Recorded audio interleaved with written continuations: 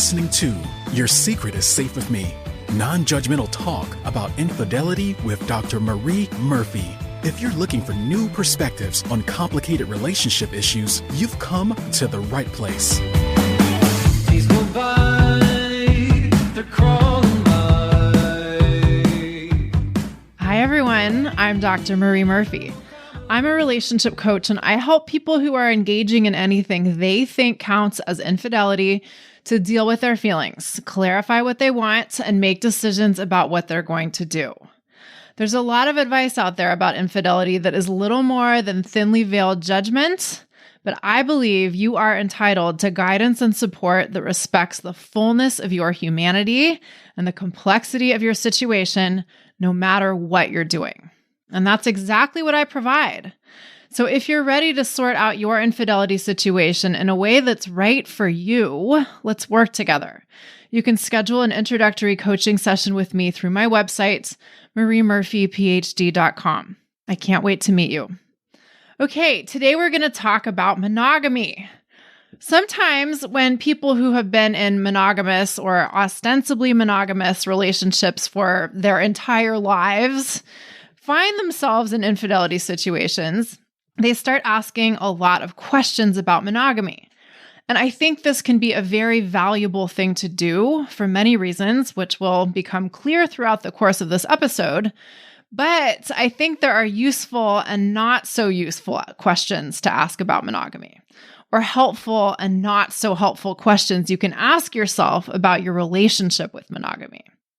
And I'm just going to come right out and say point blank that one of the questions that people ask about monogamy a lot that I don't think is particularly helpful to consider is monogamy natural? Or is it unnatural? Either way you phrase it, the problem is the same. But before I tell you what the problem with that question is, let me say this. I completely understand why people ask these kinds of questions. And I'm completely sympathetic to these sorts of questions, even if I don't think they're the most useful ones to consider. Here's why. There are a lot of messages out there that tell us that some sorts of behavior are natural and some are unnatural.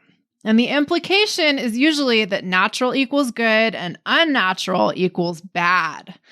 And therefore, many of us are pretty concerned with whether our behavior or our desires count as natural or unnatural because we want to be good and we don't want to be bad. To put it in simple terms, of course, that might be overly simplistic at times. And of course, a lot of people out there would try to tell you that monogamy is natural and therefore expected of you. There is also a counter argument to that, namely that monogamy is not natural and that we're all naturally non-monogamous, and monogamy is something that has been forced upon us. But the argument that monogamy is natural and other forms of relationships are unnatural is a little more dominant these days. And what's important for us to recognize is that many people have been told very explicitly, perhaps for their entire lives, that the only normal or natural way to live out one's sexual and romantic life is to find a mate, meaning one mate, and stay with them and only them for the rest of their lives. Depending on where and when you grew up, and who you grew up around, you may have gotten this message loud and clear. You may still be getting this messaging loud and clear. And what happens a lot is people hear these kinds of messages and then they try this out. They try to live this way. They partner up, which can mean a lot of different things. But for many people, it means getting married and perhaps doing so at a fairly young age. And however earnestly people may enter into this sort of relationship, they sometimes find that they don't really like the whole marriage thing. Or perhaps they fall in love with someone other than that mate they're supposed to stay with for life, or they have sex with someone or someone's other than the only person they're supposed to be having sex with. And they're like, wait, what's going on here? How come nobody told me that I could be attracted to more than one person at once? How come nobody told me that I could desire someone other than the only person I'm supposed to desire? What's going on? And sometimes what people wonder is what's going on with them and whether their experience is normal or not. And when people start to wonder whether they're normal or not, they sometimes want really clear standards against which they might measure themselves. And this is where some people really want to know once and for all whether or not monogamy is natural or unnatural, because they think that knowing this, that having this designation will help them make sense of their own experiences and hopefully reassure them that there's nothing wrong with them. And I'm totally sympathetic to all that. I'm totally sympathetic to wanting to make sense of your experience of life and to be able to put your experiences into some sort of context that resonates with you. And in a world that is obsessed with dualistic categories of good or bad, right or wrong, normal or abnormal, natural or unnatural, so many of us desperately want to find some sort of assurance that we fall into the quote unquote good categories. And yet, I still want to suggest that the question of whether monogamy is natural or unnatural is not a helpful one, and I will now tell you why. First and foremost, what in the Sam hell counts as natural? We could have a month-long discussion about what we mean by natural and what makes something natural or not, but I won't subject you to that. For the sake of brevity, let me just point out that often designations of what counts as natural, quote unquote, or unnatural, quote unquote, are far from neutral and are based upon assumptions that we might want to challenge and may be part of an ideological agenda that we don't want to buy into. Sometimes what people mean when they ask if monogamy is natural or unnatural is whether or not it is biologically determined. There is a long history of biological determinism within the study of human sexuality and the study of human romantic relationships and human family life. For a lot of reasons, people have found it very appealing to attempt to attribute aspects of human social behavior to particular aspects of our biology. But many explanations of human behavior that attempted to attribute the various ways people live out their sexual and romantic lives to a particular biological source were never scientifically sound and have been criticized and even completely discredited. Non-biological determinists argue that our biological forms, that is, our human bodies and all of their intricate biological components, may give us the capacity to live out our sexual and romantic lives, starting with giving us sheer physical existence. But biology does not determine the manner in which we do so. For instance, when it comes to sex, our bodies, which are definitely biological organisms, give us the capacity to move around and engage in the kinds of physical activities that people think of as sex or having sex. We do different things with different body parts, and our nervous system gives us the capacity to experience particular sensations. And there's definitely biology involved in that. But our biology does not determine how we like to have sex, or what bodily behaviors we think count as sex, or who we like to have sex with, or how often, or at what time of day, or whatever. Yes, people have tried to argue that biology actually does determine all of those things, but if you care to examine the scholarly literature on these topics, I think you will find that these arguments do not hold water.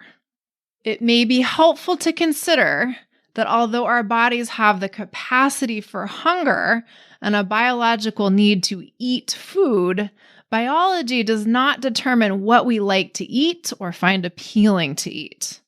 What counts as food at all and what counts as delicious food is socially determined and varies widely across time and place. The biological need to fuel our bodies does not determine the flavors we put together in our various cuisines. Okay, there's a lot more I could say about biological determinism and why it's problematic, but I'm not going to subject you to an even lengthier sociological diatribe here.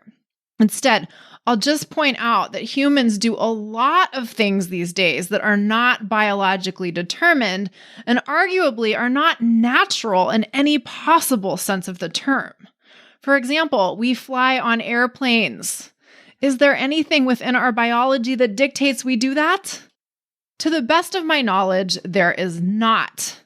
And moreover, do our physical bodies like the experience of flying on airplanes? Mine doesn't. Did our biology dictate the invention of airplanes? As a social scientist, my answer to all of these questions is no. But that doesn't mean that we should or shouldn't fly on planes. It's just an example of why the question of whether something is natural or not isn't necessarily helpful. Flying on planes has become a routine part of human life at this point. Whether you want to do it or not may be a question worth asking, but invoking nature or naturalness into the debate may not get you anywhere. Similarly, humans manufacture and consume products like Diet Coke and Cheetos. I think I talked about the first and only time I ate a Twinkie in a recent episode. That shit ain't natural. I don't care what definition of natural we are using here. No matter how you cut the cake, Cheetos and Diet Coke and Twinkies are not natural. And yet these products are sold in stores all over the place as food items. And even if some people have deemed these sorts of products unhealthy or unnatural, plenty of people eat them all the time. Furthermore, many humans spend hours staring at screens all day. We artificially heat and cool our homes. We buy and wear clothing that is made of synthetic fibers, some of which are, by some people's estimations, toxic for us to come into any contact with, much less regular sustained contact with. So the point here is that we do a lot of things that could quite easily be considered completely unnatural, and we don't go around asking ourselves whether we should worry about that or not. Monogamy is a social arrangement that was developed under particular socio-historical circumstances through human interactions and negotiations. Like many aspects of our lives, social dynamics rather than biological imperatives are the source of these arrangements. So in a sense, it might be fair to say that monogamy is unnatural insofar as it is not dictated by nature as the only way to live or the only way to live out one's romantic life or sexual life. But this is true of any way we choose to configure our romantic and sexual lives. Any way of configuring our sexual and romantic relationships is a human invention. That's true whether it's monogamy or something else. Although some people might want to argue otherwise, nature or biology does not dictate that we live out our romantic and sexual lives and relationships in any particular way. People love to make the argument that the human species would die out if people did not live out their romantic or sexual or familial lives in a particular way, but those arguments have been dismantled over and over again. It may be true that there are particular ways in which human reproduction can be accomplished, but these days you don't even need vaginal penile intercourse to occur to make a baby. There are plenty of other ways we can get the necessary genetic material together in the right place at the right time in order to keep making new humans if need be. So in broad terms, the question isn't whether monogamy I have to laugh at myself here because the more I say the word monogamy, I almost say monotony. It's a very funny Freudian slip, isn't it? But I am not, I assure you, saying that monogamy needs to be monotonous. I really am not. It's just hilarious that these two words are so similar and that I'm struggling to pronounce monogamy as monogamy and not say monotony. So we can all have a good laugh about that. Now let's move on. As I was saying, in broad terms, the question isn't whether monogamy is natural or not. The question is, what happens when monogamy is as dominant of a social arrangement as it is in this day and age and place? One of the biggest problems with monogamy, in my opinion, is that it's more or less imposed on so many of us. Although in a sense, we all have the option to opt out of monogamy, that's not an option that is offered to many of us in a very explicit way. It's not like when we're little, someone sits us down and says, okay, kid, as you grow up, you will probably want to engage in sexual and romantic relationships at some point in your life. And there are all kinds of options for what that could look like for you. You could choose to get married and have a committed monogamous relationship. Or you could choose from a whole bunch of other options, such as this or that. No. What happens for a lot of us is that there's explicit or implicit pressure to get married. This may apply less to you if you identify as something other than heterosexual from an early age, but it may not. The norm of marriage isn't only offered to or imposed upon straight people, for better or worse. Now, this doesn't mean that monogamy is bad or marriage is bad. Some people like monogamy quite a lot. Some people like marriage quite a lot.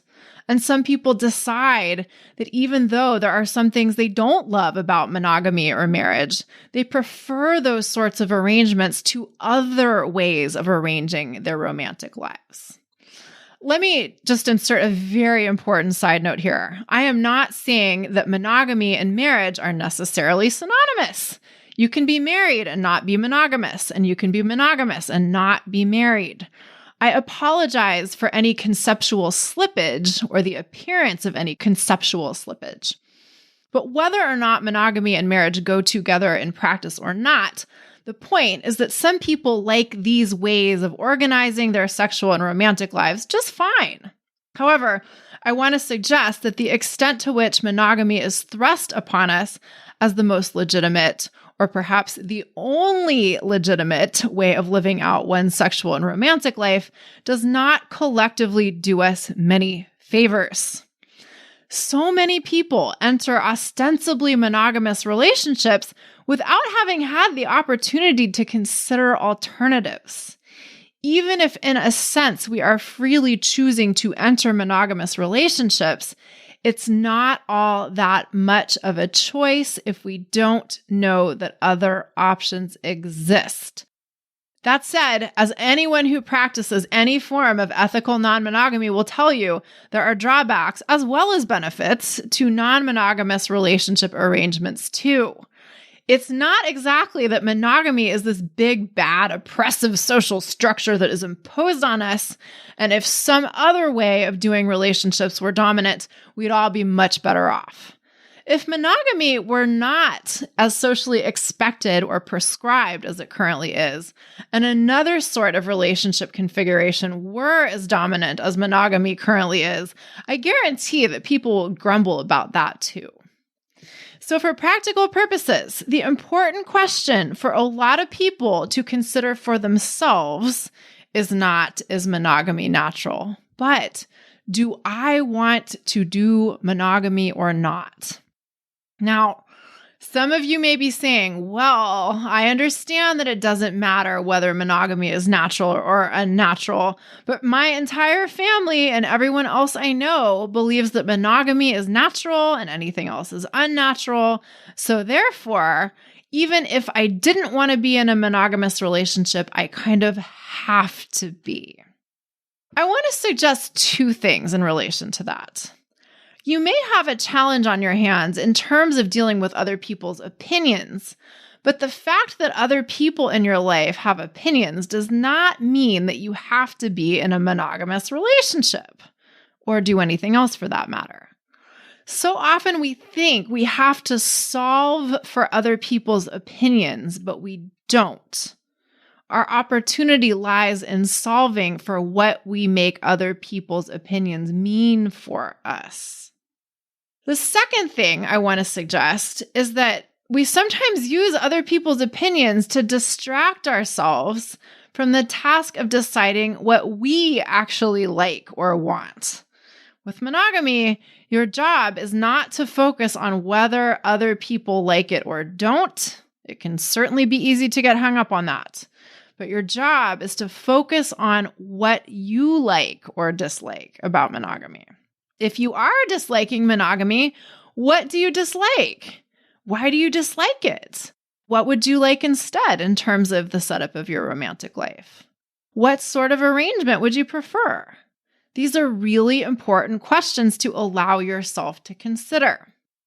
It's also important to be aware that there's no one way to do monogamy or have a monogamous relationship, and important to be aware that people's definitions of monogamy vary a lot. On top of that, people often enter relationships with the assumption or understanding that they're going to be monogamous without really discussing what monogamy means to each member of the couple. And in a way, I think this is completely understandable. To talk about what monogamy means to us, or to talk about what we're okay with or not okay with at the outset of a relationship, may seem incredibly unromantic. We might not want to even consider the possibility that our partner might ever even have a sexual or romantic thought about anyone other than us, much less have a discussion about what counts as monogamy and what counts as cheating. Many people have really romanticized and latched onto the idea of exclusivity. And if you've been thinking this way, it may feel very threatening to talk about the parameters of monogamy or commitment in your relationship, because the implication that there's any alternative to our partner being completely devoted to us may seem terrifying. And in addition to possibly not having the wherewithal to talk about how we want to define monogamy with a new partner, we may have never really individually thought all that much about what we want monogamy to look like for us. We may have made certain assumptions about what monogamy means or entails, but we may have never really sat down and given it all that much thought. And as such, people often effectively sign up for monogamy without really knowing what they're signing up for. And this, of course, can lead to some really interesting tensions within relationships. For example, sometimes people who are in heterosexual relationships discover, after having gotten pretty invested in their partner, that their partner does not want them to have any friends of the other sex. Sometimes women don't want their men partners to have friends who are women, or vice versa. Some people think that monogamy means that you, as their partner, are the only person of the other sex that you get to hang out with. Not everyone conceptualizes monogamy like this, of course, but some people sure do.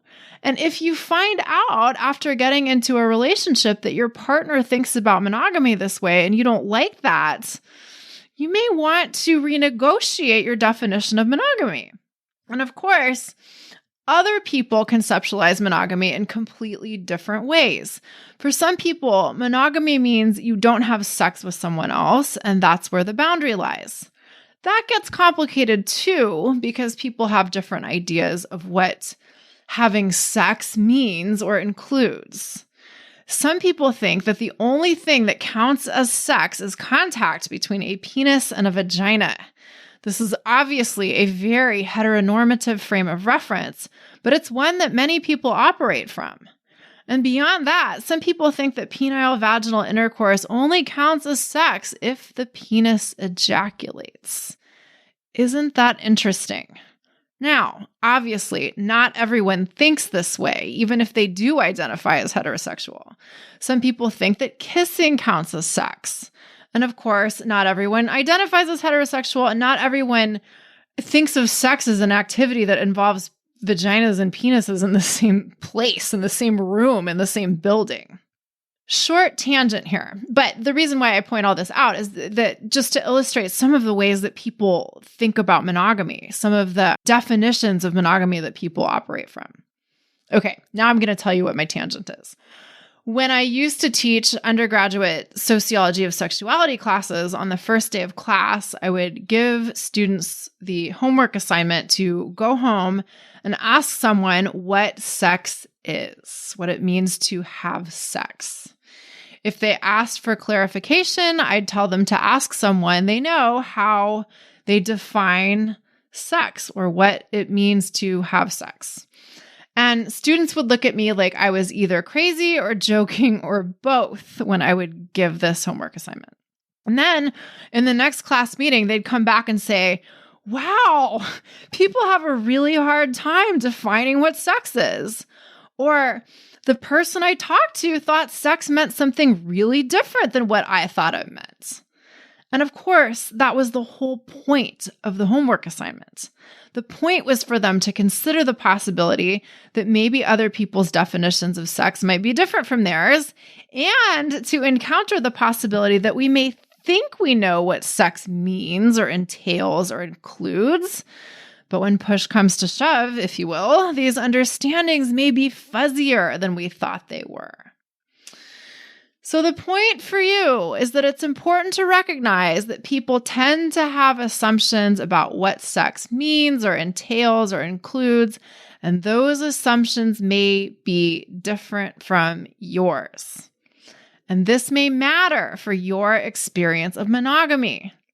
If you think that having a sexual thought about someone other than your partner is tantamount to having sex with them, your experience of monogamy is going to be very different than it would be if you and your partner were to sit down and explicitly decide that there are certain things you will do and not do with other people and certain things you'll only do with each other. That brings me to the very important point that you and your partner can decide together what you want monogamy to look like for you if you want to. As I said earlier, there's no one way to do it. There's no one way to have a monogamous relationship. Dr. Tammy Nelson, who was a guest on this podcast last year, I think, talks about how couples can create monogamy agreements that work for them. Effectively, the couple gets to decide what counts as monogamy for them as a couple. And some people who think they don't like monogamy find it very liberating to create a monogamy agreement with their partner so that everyone can get clear on their own expectations and give their partner the opportunity to agree to participate in the relationship under the desired terms. Sometimes the problem is not monogamy, it's what you think monogamy has to mean, right? Monogamy, to go back to my slip earlier, does not have to be monotonous. Monogamy does not have to be monotony. And as I say this, I'm sure I'm going to screw up the words again at some point before this episode is over, but that's okay. And on that note, let me make it clear that in saying that monogamy doesn't have to be monotony, I am not trying to sell monogamy or pitch monogamy. That is not my agenda at all. I do not have a pony in that race. But the point is that sometimes when people tell me that monogamy isn't natural, what they're really saying is they don't like it. And more specifically, they're saying they don't like a particular version of it. And although you have every right to decide you don't want to do monogamy, you may want to examine how you're defining it and executing it before you decide whether you need to make a few tweaks in the system or throw the system out entirely. And a lot of people don't take the steps of figuring out what monogamy means to them and then coming to any kind of an agreement about what they want their monogamous relationship to look like with their partner. And then they're like, I don't think monogamy is right for me. And I'm like, okay, hold up. Let's get clear on what you think monogamy is before we go any further. I want to reiterate the point that I made earlier that any way we choose to live out our romantic lives is a human construction or a social construction. There's nothing in our biology that dictates that we even need to experience the thing that we consider to be romance. There's nothing in our biology that makes it more natural for us to couple up with one person or be involved with more than one person at the same time. Humans have the biologically enabled capacity to do all sorts of things. Our biology gives us our big, sophisticated brains, which give us the capacity for thinking and creating meaning out of our lives. But the existence of our human brains has not determined the particular thoughts humans have entertained over time. And our brains, in and of themselves, have not created our shared ideas about what romantic configurations are possible or ideal or acceptable. Biology may give us the capacity to think, but it doesn't determine what we think. Similarly, our biology gives us the capacity to desire more than one person at a time and care about more than one person at a time and have sex with more than one person at a time and get involved with more than one person at a time. But our biology also gives us the capacity to choose what we want to do with these options. We have minds that are capable of thinking desirous thoughts about more than one person at a time, and bodies that are capable of feeling attracted to more than one person at a time. And our minds also have the capacity to decide what we want to do with these capacities. Do we want to organize our lives so that we can explore more than one relationship at a time in an above-board way? Do we prefer the potential benefits and drawbacks of monogamy to the potential benefits and drawbacks of any other way of organizing our sexual and romantic lives? Thinking about whether monogamy is natural or not will not be particularly useful if you're trying to answer these kinds of questions. Now, given that I mostly work with people who are cheating, part of the problem folks are experiencing is often that they're already in a relationship that's supposed to be monogamous, but they're not behaving monogamously, and they're unsure about a lot of things. They aren't sure if the problem is monogamy or their existing committed relationship, or the fact that they're so thrown off by whatever infidelity situation they're engaging in that they just don't know what they think about anything anymore. And that's totally normal. But we can't eat the whole elephant all at once. We have to work through our situations one step at a time. So if you are at a moment in your life when you're wondering where you stand in regards to monogamy, in addition to wondering about a bunch of other things too, I encourage you to take some time to think only about monogamy. So here are some questions you may want to consider. First of all, how do you define monogamy? What does monogamy mean you do and don't do? What don't you like about monogamy, and why don't you like it? Is there anything you do like about monogamy? What do you like about it, and why do you like it? What are the terms and conditions of monogamy in your current relationship, your current supposed to be monogamous relationship? Have you defined them explicitly within your relationship? Did you ever have a conversation about monogamy with your partner or the person you're supposed to be in a monogamous relationship with? If you were going to change your relationship setup in some way, what would you change? For example, would you want to make your definitions of monogamy more explicit with your partner and perhaps change the standards you've been operating from? Or would you want to do away with monogamy altogether? If you did that, what would your ideal non-monogamous life look like? What do you imagine the benefits and drawbacks of this new arrangement would be for you? These may be great questions to ask yourself, even if you aren't in the midst of an infidelity situation. But if you are engaging in anything you think counts as infidelity, this may be a really good time to get as clear as you can about what you want your sexual and romantic life to look like going forward. So give this stuff some thought. And of course, if you find yourself getting lost in your own thoughts, let me help you use your mind in a way that's actually useful. Our minds make wonderful servants, but terrible masters. So if you've been thinking and thinking and thinking and thinking and thinking about your infidelity situation, but you're just going in circles and you don't know what you want or what you want to do, let's work together. You can schedule an introductory coaching session with me through my website, mariemurphyphd.com. All sessions are offered via Zoom, which means we can work together no matter where you're located. All right, everyone. Thank you so much for listening. Have a great week. Bye for now. Thanks for listening to Your Secret is Safe with Me with Dr. Marie Murphy. Make sure to click subscribe to get updates on our latest episodes.